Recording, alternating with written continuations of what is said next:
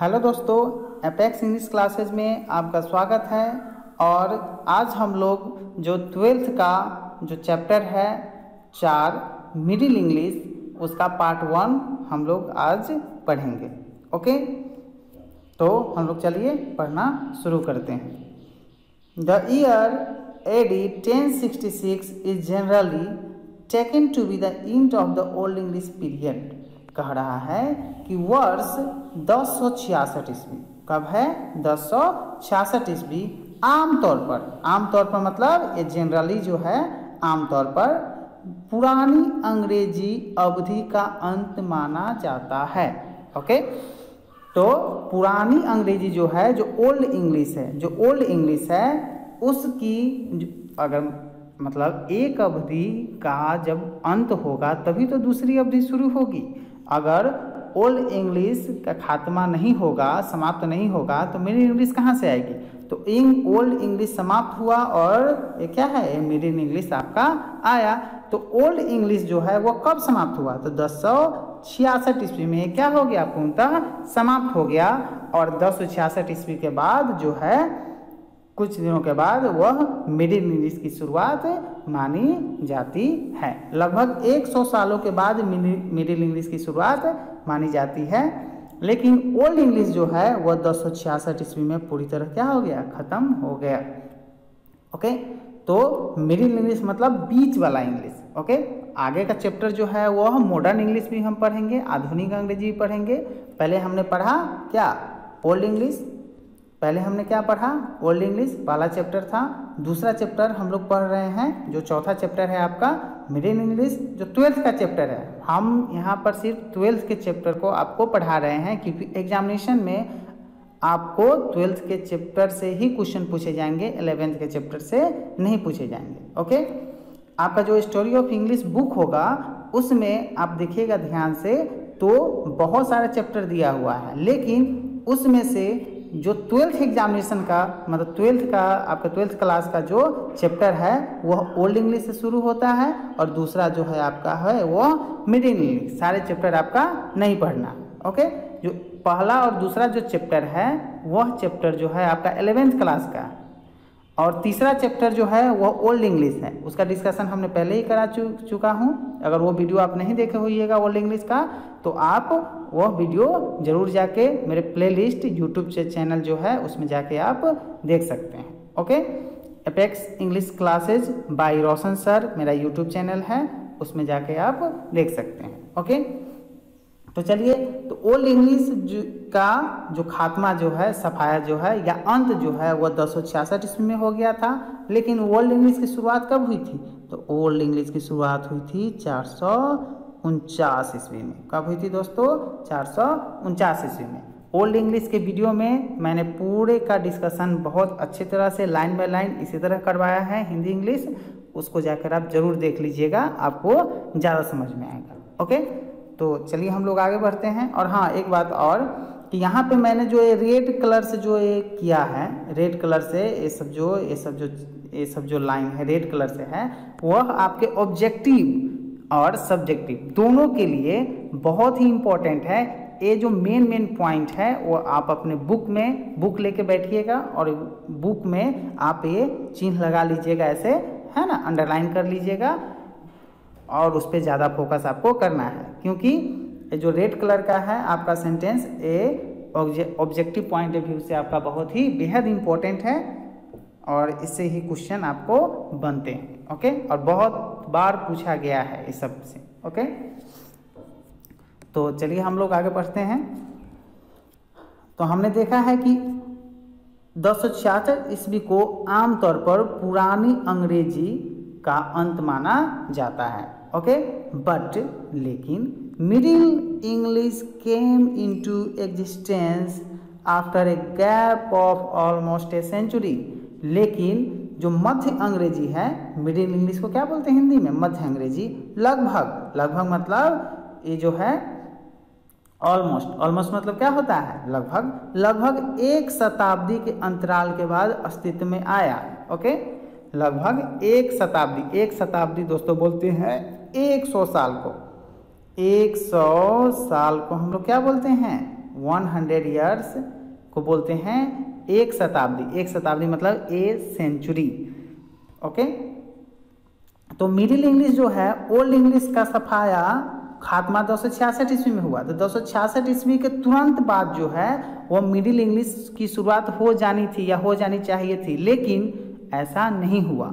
Middle English की शुरुआत जो है वह लगभग जो है वह 100 सालों के बाद हुआ, मतलब एक सेंचुरी लग गए मिडिल इंग्लिश की शुरुआत में। ओके,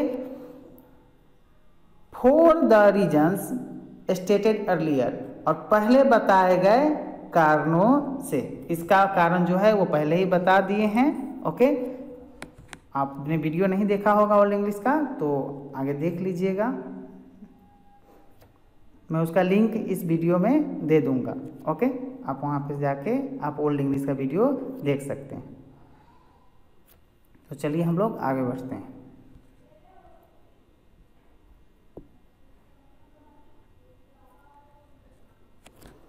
दस, इस प्रकार Middle English period is accepted to be from AD 1150 to 1500।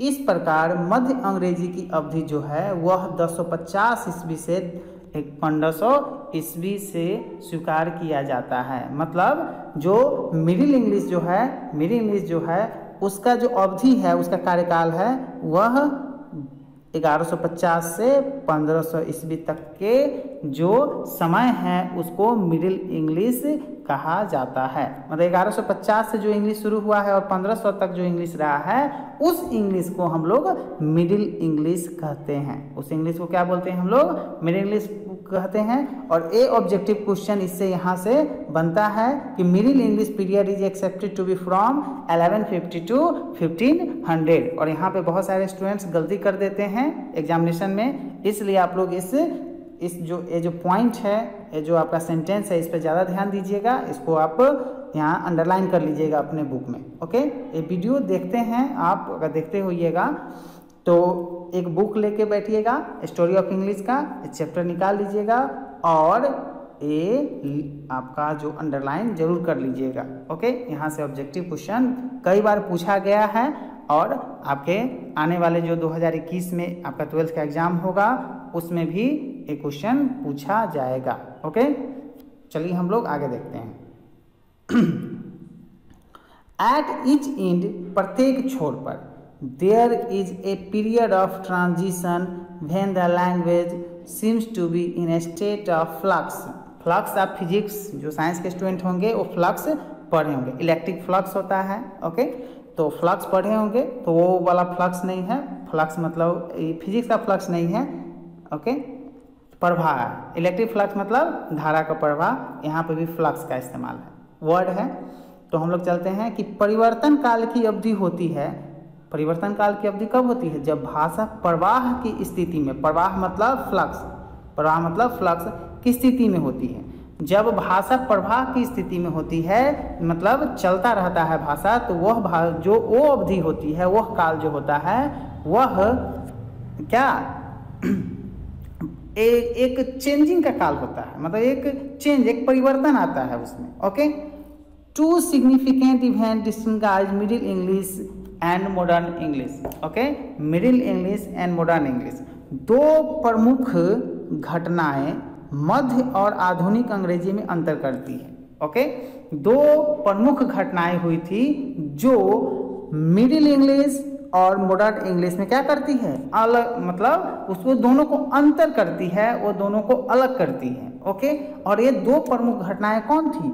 These R A घटनाएं हैं कौन? प्रथम है A number, the introduction of printing technology, printing technology की शुरुआत। और दूसरा जो है वह है द ग्रेट वॉवेल शिफ्ट, स्वर में भारी परिवर्तन। ये दोनों जो है वह क्या करती है? आपको प्रिंटिंग टेक्नोलॉजी, मतलब दो घटनाएं जो है वह मिडिल इंग्लिश क्या है? मिडिल इंग्लिश और मॉडर्न इंग्लिश को ये अंतर करती है। दोनों घटनाएं हैं प्रिंटिंग टेक्नोलॉजी की शुरुआत। प्रिंटिंग टेक्नोलॉजी मतलब अखबार कॉपी किताब है ना, ये जो न्यूज़पेपर होता है वो छपाना शुरू हो गया था। और दूसरा जो है वह ग्रेट वॉवेल शिफ्ट, स्वर में भारी परिवर्तन दूसरा। ये दोनों जो कारण हैं, ये दोनों जो घटनाएं हैं, वह मिडिल इंग्लिश और मॉडर्न इंग्लिश में क्या करता है, अंतर करता है। ओके, प्रिंटिंग टेक्नोलॉजी मतलब अखबार छपाना शुरू हो गया था। और दूसरा जो है ग्रेट वॉवेल शिफ्ट मतलब स्वर में भारी परिवर्तन हुआ था। ओके, इंग्लिश का जो स्वर होता है मतलब वॉवेल जो होता है उसमें भारी बहुत ज़्यादा परिवर्तन हुआ था, बहुत ज़्यादा चेंजेज आए थे। ये दोनों जो है वह मिडिल इंग्लिश और मॉडर्न इंग्लिश में अंतर करता है। ओके, चलिए हम लोग आगे बढ़ते हैं। टुडे, आज, it is impossible to think and imagine, कल्पना करना, a world without the printing machine, printing machine के बिना दुनिया को सोचना, ओके, और कल्पना करना असंभव है। मतलब आज का जो युग है उस युग में, आज मतलब जो हम लोग अभी जी रहे हैं 2020 में, ओके, आज के एज में बिना प्रिंटिंग मशीन के दुनिया को कल्पना करना बहुत ही मुश्किल हो जाएगा। ओके, ये प्रिंटिंग मशीन से ही आपका जो पैसा है, नोट जो है वो प्रिंटिंग मशीन से ही छपाता है। हालांकि उसका प्रिंटिंग मशीन दूसरे किस्म का रहता है, लेकिन रहता है तो प्रिंटिंग मशीन ही।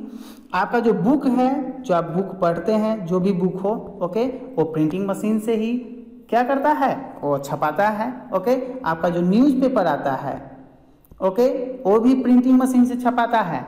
तो आप ये कल्पना कर सकते हैं, खुद सोच सकते हैं कि अगर आज के दौर में, आज की दुनिया में अगर प्रिंटिंग जो मशीन हो, जो फोटोकॉपी मशीन हो, ओके, जो जीरोक्स करते हैं वो मशीन ना हो तो क्या होगा। ओके, तो इसलिए कह रहा है कि प्रिंटिंग मशीन के बिना दुनिया को सोचना और दुनिया की कल्पना करना कि दुनिया आगे बढ़ भी सकती है बहुत ही मुश्किल है, यथा यह कर सकते हैं, it is quite impossible to think without printing machine. Okay, मतलब हम लोग कुछ भी सोच नहीं सकते हैं। ओके, मतलब प्रिंटिंग मशीन के बिना हम लोग दुनिया को नहीं सोच सकते हैं। ओके, चलिए हम लोग आगे बढ़ते हैं।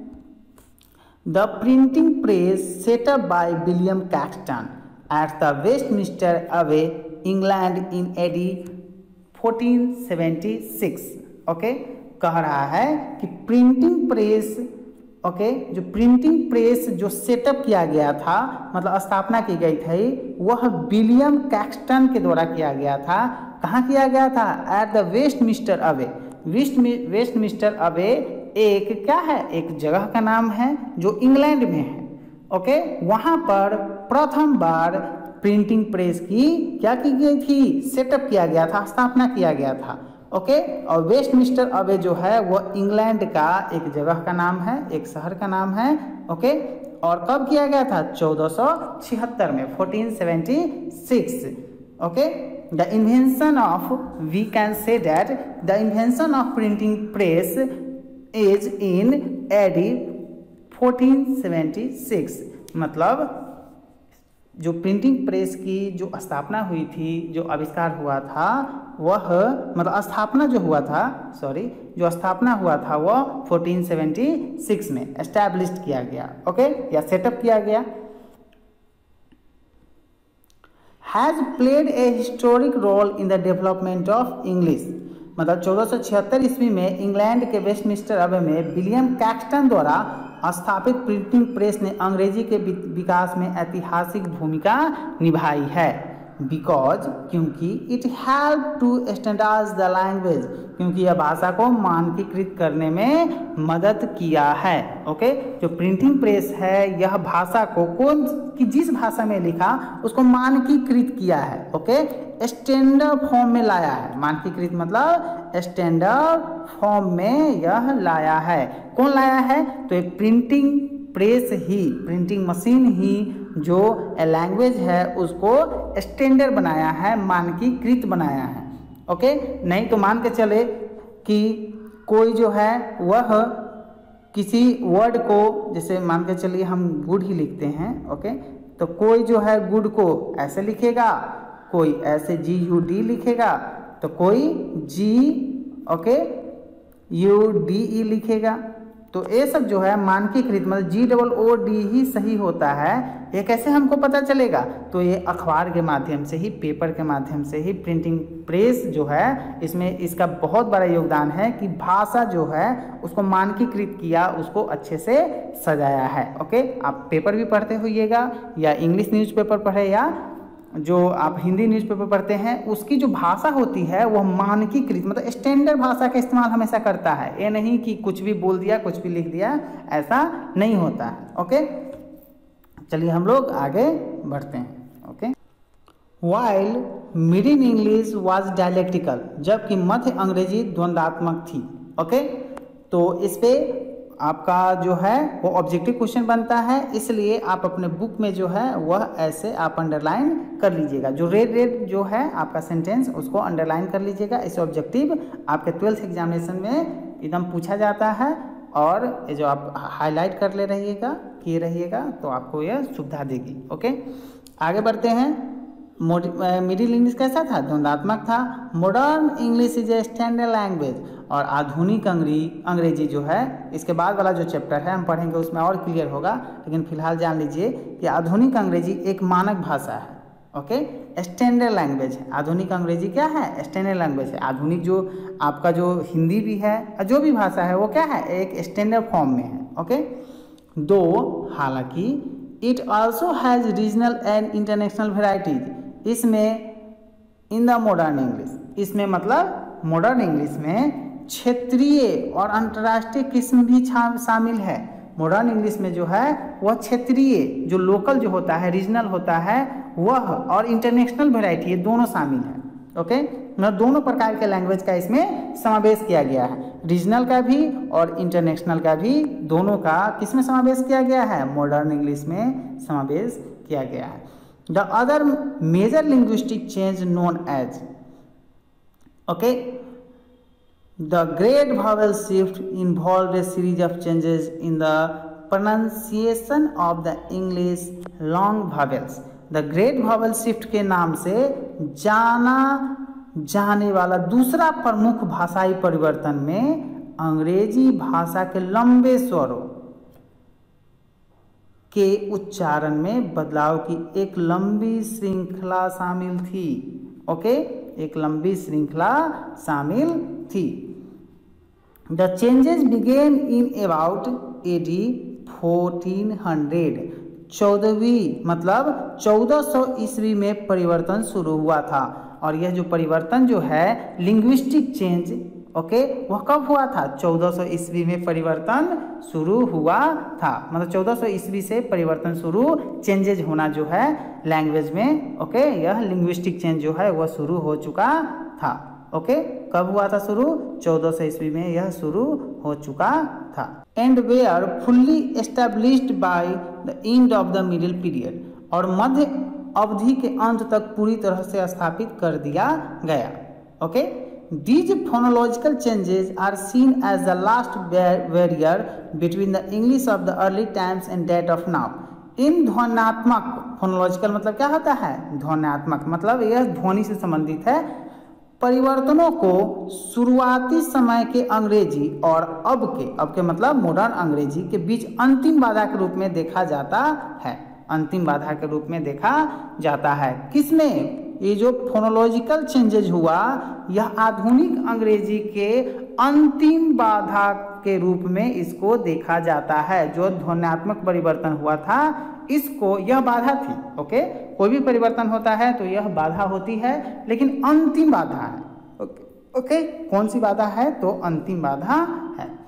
आगे हम लोग बढ़ते हैं। Okay,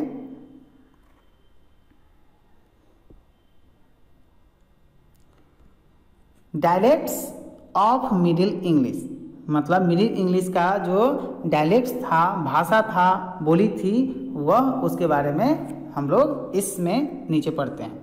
one of the most striking features of Middle English was the fact that, मतलब मध्य अंग्रेजी की सबसे अनोखी विशेषता, मतलब मध्य अंग्रेजी मतलब मिडिल इंग्लिश की फीचर्स मतलब क्या होता है? विशेषता। और स्ट्राइकिंग, मोस्ट स्ट्राइकिंग मतलब सबसे अनोखी, स्ट्राइकिंग मतलब अनोखी विशेषताओं में से एक यह तथ्य था कि dialects of Middle English existed in both spoken and written form. मध्य अंग्रेजी मौखिक और लिखित दोनों रूपों में मौजूद थी। जो मध्य अंग्रेजी मतलब जो मिडिल इंग्लिश है, मिडिल इंग्लिश जो है वह दोनों फॉर्म में मौजूद थी, मतलब स्पोकन में भी थी और रिटेन में भी थी। मतलब मौखिक, स्पोकन मतलब क्या होता है, मौखिक मतलब सिर्फ मुंह से बोला जाने वाला, और लिखित मतलब होता है रिटेन फॉर्म में भी, दोनों फॉर्म में मिडिल इंग्लिश मौजूद थी। There was no single literary standard, कोई भी साहित्यिक मानक नहीं था। ओके मतलब जो मानक होता है, स्टैंडर्ड लैंग्वेज जो होता है वो मानक नहीं थी। And the language vary from country to country, और बोलने का ढंग एक देश से दूसरे देश में भिन्न थी। मतलब एक देश में जो अंग्रेजी बोला जाता था वो दूसरे देश से क्या थी, भिन्न थी। एंड द सेंस है कि जो इंग्लैंड में अंग्रेजी बोला जाता था वह स्कैंडिनेविया का अंग्रेजी से अलग था, फ्रांस के अंग्रेजी से अलग था, और जो पोलैंड है, जो भी हो अन्य अन्य देश के अंग्रेजी से, मतलब अंग्रेजी ही बोली जाती थी, एक ही भाषा बोली जाती थी, लेकिन बोलने के ढंग ओके उसमें अंतर था, एक जैसे नहीं बोला जाता है। जैसे आप देखे होइएगा कभी फिल्मों में कि हम लोग जो हिंदी बोलते हैं और जो अंग्रेज है, इंग्लिश मैन है, वो जो हिंदी बोलते हैं, दोनों की हिंदी में अंतर होता है, मतलब बोलने के जो ढंग होता है उसमें अलग होता है। ओके फर्दर इसके अलावा ओल्ड इंग्लिश हैड 4 डायलेक्ट्स, ये बहुत इंपॉर्टेंट है, अंडरलाइन कर लीजिएगा ओके अपने बुक में। ओल्ड इंग्लिश मतलब पुरानी अंग्रेजी में 4 उपभाषा थी। पुरानी अंग्रेजी में कितनी उपभाषा थी, 4। हमने पहले भी पढ़ाया है कि ओल्ड इंग्लिश में कितने डायलेक्ट्स थे, तो 4 थी। बट लेकिन दोस्तों यहाँ पर मिडिल इंग्लिश हैड 1 मोर, लेकिन मध्य अंग्रेजी में एक और उपभाषा थी। मध्य अंग्रेजी में क्या थी, एक और उपभाषा थी। मतलब ओल्ड इंग्लिश में 4 और मिडिल इंग्लिश में 4 मतलब 4 + 1, 4 + 1 कितने होते हैं, 5। मिडिल इंग्लिश में कितने उपभाषा हो जाएंगे, टोटल 5 हो जाएंगे। ओल्ड इंग्लिश में 4 और मिडिल इंग्लिश में 5। ओके ये सब आपका बहुत इंपॉर्टेंट पॉइंट है, इसको अंडरलाइन जरूर कर लीजिएगा प्लीज। ओके तो आगे हम लोग देखते हैं कौन कौन सी वो 5 थी।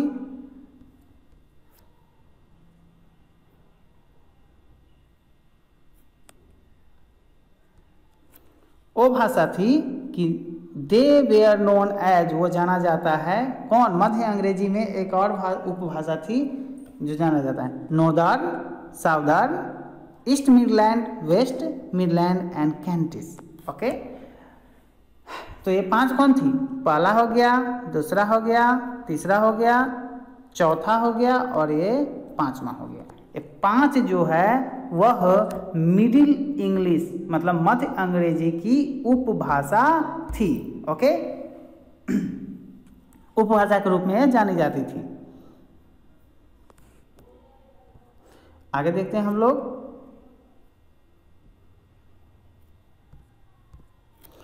Only the last remains unchanged, केवल अंतिम वाला स्थिर रहा। मतलब ये जो कैंटिस है यह क्या रहा, स्थिर रहा। अंतिम वाला मतलब ये जो कैंटिस है क्या रहा, स्थिर रहा। The Northumbrian of old English is now called northern, कह रहा है कि नॉर्थम्ब्रियन जो था, ओल्ड इंग्लिश का जो नॉर्थम्ब्रियन था उसको नॉर्दर्न बना दिया गया। ओके तो ओल्ड इंग्लिश का जो 4 उपभाषा थी, डायलेक्ट था, वह एक था नॉर्थम्ब्रियन। तो नॉर्थम्ब्रियन किस में बदल गया, नॉर्दर्न में बदल गया। ओके ओल्ड इंग्लिश के नॉर्थम्ब्रियन को अब नॉर्दर्न कहा जाता है। वेस्ट सेक्शन, जो ओल्ड इंग्लिश में जो वेस्ट सेक्शन था वह मिडिल इंग्लिश में क्या बन गया, साउदर्न बन गया। वेस्ट सेक्शन अब साउदर्न है। And Mercian is divided into 2 dialects which came to be known as East Midland and West Midland dialects। और ये जो है मर्सियन जो है, मेरियन गलती लिखा गया यहाँ पे, इसको हटाइए। ये मर्सियन जो है, जो मर्सियन है इसके 2 उपभाषाएं थी, मर्सियन ओके ये जो मर्सियन थी इसके दो भाषाएं थी, मतलब ये जो मर्सियन भाषा थी इसको दो उपभाषाओं में बांटा गया है, जिसे पूर्वी मिडलैंड और वेस्ट मिडलैंड बोली के रूप में जाना जाने लगा। ओके, ये है ईस्ट मिडलैंड, ये है एक है क्या ईस्ट मिडलैंड और एक है वेस्ट मिडलैंड। ये इसका जो है मर्सियन है, इसका ये दो उपभाषा है। ओके, आगे हम लोग देखते हैं।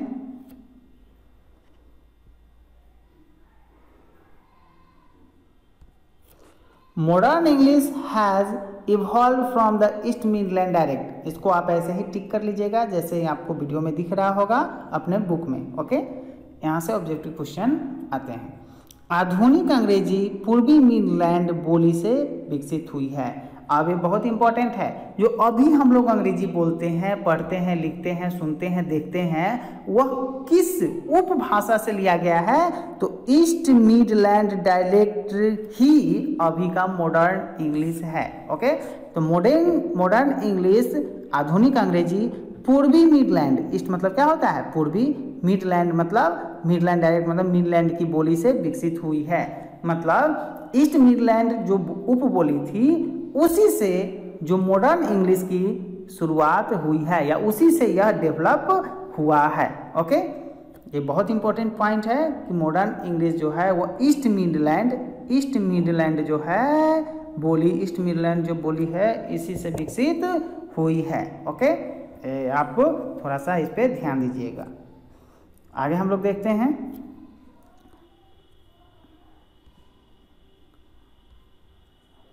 A number of factors together with geographical consideration led to a situation where the East Midland dialect became the most important and useful to the people of this age. भौगोलिक विचारों के साथ कई कारकों ने एक ऐसी स्थिति का नेतृत्व किया जहां ईस्ट मिडलैंड बोली, ईस्ट मिडलैंड की जो भाषा थी, इस जमाने के लोगों के लिए सबसे महत्वपूर्ण और उपयोगी हो गई। ओके, तो ये आपका जो है यह मॉडर्न इंग्लिश मिडिल इंग्लिश का पार्ट 1 है। हम पार्ट 1 बनाएंगे, पार्ट 3 बनाएंगे। ओके, आपको टोटल पूरी तैयारी आपका 12th का हम एपेक्स इंग्लिश क्लासेस जो है मैं रोशन सर आपका पूरा करवाऊंगा। आप इसके लिए निश्चिंत रहिएगा। इसके बाद मैं ग्रामर का भी कुछ वीडियो डालूंगा। ओके, ग्रामर का कुछ क्या, पूरा जो आपका 12th examination point of view से जितने भी इम्पोर्टेंट चैप्टर्स है वो या तो वो ग्रामर का हो या बुक का हो या जो भी हो, हम सारा इस पे डिस्कशन करवाएंगे। ओके, तो प्लीज़ अगर आप इस चैनल को पहली बार देख रहे हैं तो मेरे चैनल को सब्सक्राइब जरूर कर दीजिएगा। Okay, Apex English classes by Roshan sir मेरे यूट्यूब चैनल का नाम है। ओके, आपको ये वीडियो कैसा लगा ये आप कमेंट करके बताइएगा। Thank you.